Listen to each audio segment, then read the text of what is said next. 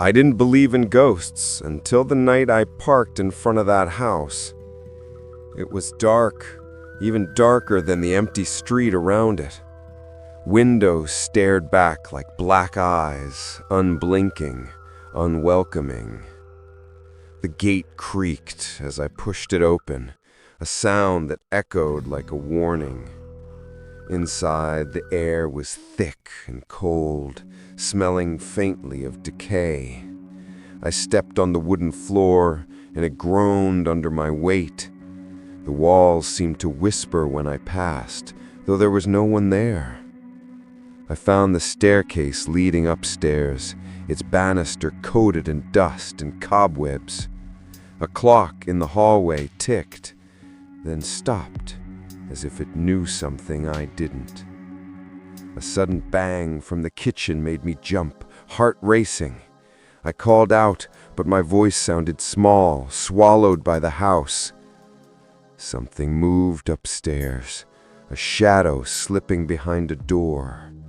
I felt the first chill crawling up my spine, the kind you feel when eyes are watching you. I took a flashlight from my bag, its beam trembling as I raised it. The living room looked normal at first, until I noticed the furniture had shifted, as if someone had sat there moments ago. Then came the first scream, not human, not animal, just a sound of pure agony. It came again, then again, each one louder, sharper, closer. I realized the sound came from the walls themselves, vibrating through the floorboards. The house wasn't empty. It was alive, and it hated being disturbed. I wanted to run, but something held me there, staring into the darkness that wasn't empty. And then, exactly at 3 a.m., every wall, every corner, every floorboard screamed in unison. The sound was so loud, so unnatural, I felt my bones shake. I covered my ears, but it didn't stop. It seemed to pierce my very mind. Something cold brushed past my neck, and I knew I wasn't alone. I ran downstairs, but the doors slammed shut on their own, trapping me inside. The screaming didn't stop. In fact, it grew louder, as if the house was feeding on my fear. I glanced at the hallway mirror, and for a split second, I saw a shadowy figure behind me. Its eyes glowed faintly, reflecting the moonlight coming from the broken windows. I backed away, stumbling, feeling walls closing in as the screaming reached a crescendo. Then, silence. Total, terrifying silence. But I knew it wasn't over. It would start again tomorrow at 3 a.m. I ran out of that house, never looking back. But the screams followed me in my dreams. I couldn't sleep that night. My mind kept hearing echoes of the screams. Even in my own apartment, I felt the chill of that place. I knew I had to go back. Fear was a magnet. At dusk, I returned. The house loomed bigger and darker than before. The gate creaked as I pushed it open again. This time, I noticed a faint light upstairs, flickering like a candle. I climbed the stairs cautiously, each step groaning under my weight. The hallway smelled of rot and something metallic. I stopped in front of a door I hadn't noticed before. It was slightly ajar, and a cold wind pushed against me as I opened it. Inside, the room was empty, except for a chair facing the wall. On the chair lay an old journal, its pages yellowed and brittle. I opened it and saw entries dating back decades, all describing screams at exactly 3 a.m. One entry read, "They never leave. Every night the house feeds." Suddenly, the candlelight flickered violently, though I hadn't lit one. I felt a presence behind me, cold and heavy, like someone breathing down my neck. I spun around, but the room was empty, yet the shadows moved unnaturally. A faint scratching started from the floorboards, slow and deliberate. I knelt to see the source and found nothing, only more scratches forming patterns. The clock in the hallway struck 3 a.m., and the house screamed again, louder, sharper. The journal pages flipped violently, as if caught in an invisible wind. Through the open window, I saw shadows running along the roof, impossible shapes twisting in the darkness. I tried to leave, but the door slammed shut, locking itself with a deafening bang. The temperature dropped, and my breath became visible, a mist curling around me. Whispers started from all directions, calling my name, pleading, screaming. One shadow coalesced into a tall, distorted figure, its face obscured by darkness. I backed away, heart pounding, feeling the walls pulse as if alive. A faint, childlike cry echoed from the attic, high-pitched and agonizing. I couldn't resist. I climbed to the attic. Each step seemed to stretch forever. The attic was empty, but the walls were scratched with words, "Leave" or "Stay forever." The screaming intensified, coming from every corner at once, and I fell to my knees. Then, just as suddenly, silence again. But the shadows didn't leave. They lingered in the corners, watching, waiting. I knew then that this house didn't just scream. It lived, it remembered, and it punished. I ran from the attic, from the house, but its presence followed me into the night. Even now, as I speak, I hear faint screams, almost at 3 a.m., reminding me I was never truly free. I couldn't stop thinking about the house, even in daylight. Every street I walked felt like it led back there, like the house had marked me. I returned the following night, drawn by a fear I couldn't explain. The air outside was still, but the shadows inside the house seemed to twitch. I opened the door, and the smell of rot hit me immediately. The floorboard shifted beneath my feet, as if the house was breathing. I went to the living room. The furniture had rearranged itself again. On the wall, handprints appeared suddenly, wet and dark, though no one was there.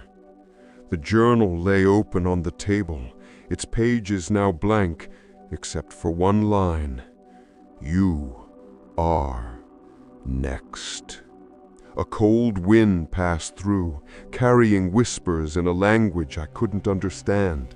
I followed the whispers upstairs, drawn against my will. The hallway was longer than I remembered, stretching unnaturally into darkness. Doors opened and closed on their own, as if something unseen was moving through them. A rocking chair began to move slowly in a corner, creaking in rhythm with my heartbeat.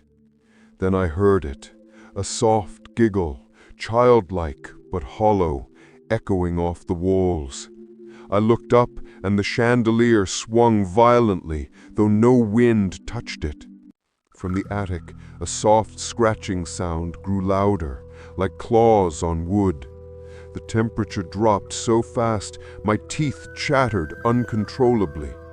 Shadows gathered around me, forming twisted shapes, whispering my fears back at me.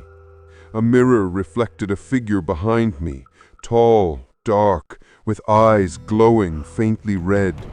I spun, and it was gone, but I could feel it, close, pressing against my mind. The walls began to pulse, the screams starting softly, then growing to a deafening roar. The floor beneath me cracked, showing glimpses of a dark void below. I stumbled backward into the hallway, but the exit door had vanished. Every clock in the house struck 3 a.m. simultaneously, their chimes echoing like gunshots. The ceiling above began to drip black liquid, thick and smelly, making me gag. A figure appeared at the end of the hall, tall, thin, faceless, hands stretched unnaturally. It reached for me, moving impossibly fast, and I could see the walls bending around it. I screamed, running blindly, but the hallways kept twisting, leading me back to the living room. The furniture was no longer furniture. It was a mass of writhing shadows. The journal flew off the table, pages scattering like wings, all showing the same words: "You cannot leave." Then, silence. The screaming stopped, the shadows froze, and I collapsed to the floor. Even in that silence, I could feel the house watching me, alive and waiting for 3 a.m. again. I stumbled out the front door at dawn, knowing the house had won, but only for now. I couldn't stay away. The house called me, like a predator calling its prey. House called me. That night, the gate swung open on its own as I approached. House called me. Inside, the air was heavier than ever, thick with whispers I couldn't understand. Whispers I couldn't understand. The floors groaned beneath invisible footsteps, circling me in the darkness. House called me. In the living room, shadows writhed across the walls, forming faces that screamed silently. Whispers I couldn't understand. A chandelier fell from the ceiling, stopping just inches above my head. House called me. I ran, but every door I tried slammed shut, trapping me deeper in the house. House called me. A window shattered, cold wind slicing across my face, carrying faint laughter. Whispers I couldn't understand. From the kitchen came a sound like knives scraping metal, slow and deliberate. House called me. I turned a corner and saw a child, pale and floating inches above the floor. Whispers I couldn't understand. Its eyes were empty black holes, and it pointed toward the stairs. Whispers I couldn't understand. I had no choice but to climb, each step screaming under my weight. House called me. In the hallway above, paintings twisted, eyes following my every movement. Whispers I couldn't understand. A mirror reflected not me, but the house's past victims, reaching for freedom. Whispers I couldn't understand. I heard the 3 a.m. scream begin in the walls, shaking me to my core. Whispers I couldn't understand. The shadows coalesced into a massive figure, taller than the ceiling itself. House called me. It whispered my fears aloud, every secret I had ever kept. Whispers I couldn't understand. I stumbled into a room I had never seen before, walls lined with dusty dolls. Whispers I couldn't understand. The doll's eyes glowed faintly red, turning to follow my every move. Whispers I couldn't understand. One fell from the shelf, landing silently at my feet. House called me. I felt hands on my shoulders, cold and bony, though no one was there. Whispers I couldn't understand. The floor beneath me cracked, revealing an endless black void. House called me. I screamed, but my voice was swallowed, bouncing back as distorted laughter. Whispers I couldn't understand. A door opened suddenly, revealing a room filled with fog and glowing red eyes. Whispers I couldn't understand. Inside, the house's previous visitors floated, trapped, screaming silently. House called me. The journal appeared in front of me, pages flipping on their own, spelling, "Join us." Whispers I couldn't understand. I backed away, falling into a corner, heart hammering like a drum. House called me. From the darkness, something whispered, "You are mine now." Whispers I couldn't understand. The ceiling cracked, black liquid dripping on my skin, burning cold. Whispers I couldn't understand. I scrambled toward the exit, but the hallway twisted impossibly, stretching forever. Whispers I couldn't understand. And then the screams stopped.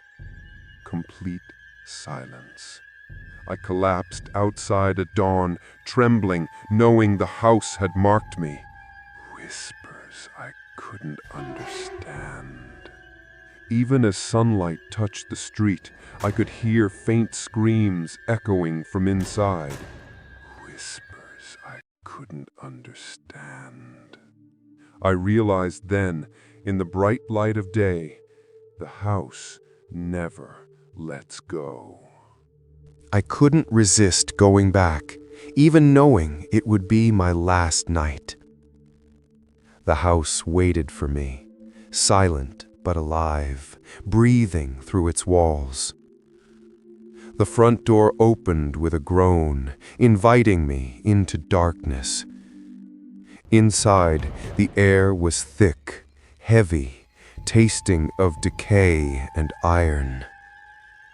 The floorboards creaked under every step, each groan like a warning.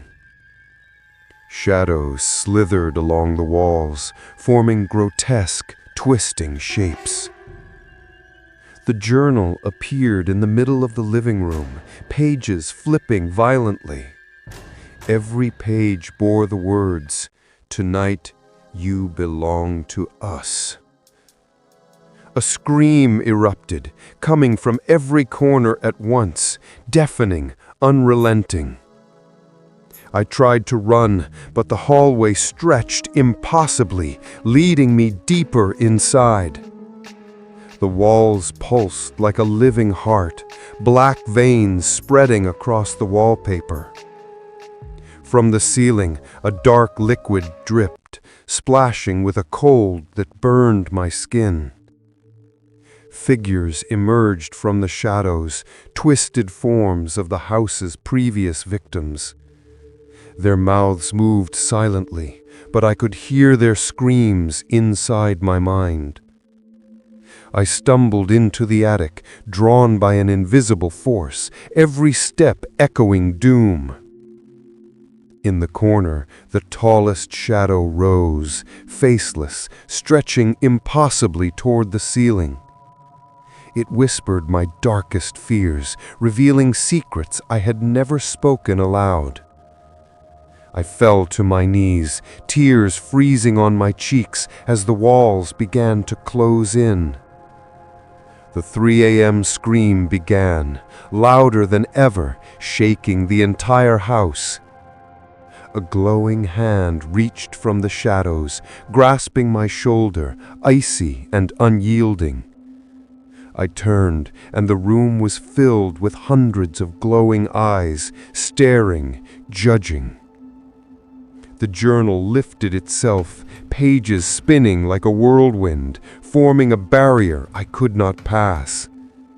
I screamed, my voice swallowed by the house, absorbed into the walls themselves. The shadow loomed over me, stretching toward my face, a presence so heavy it pressed on my chest. I felt my mind slipping, reality bending, and the screaming reaching a peak of madness. Then, silence. Total, suffocating silence.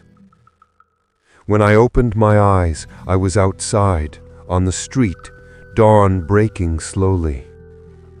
The house stood silent, dark, but I knew it was alive, watching, waiting. Even now, I can hear faint screams echoing at 3 a.m. in my sleep. I ran, and I will never return, but the house still knows me, still waits. And I am terrified, because deep down I know it will never let me go.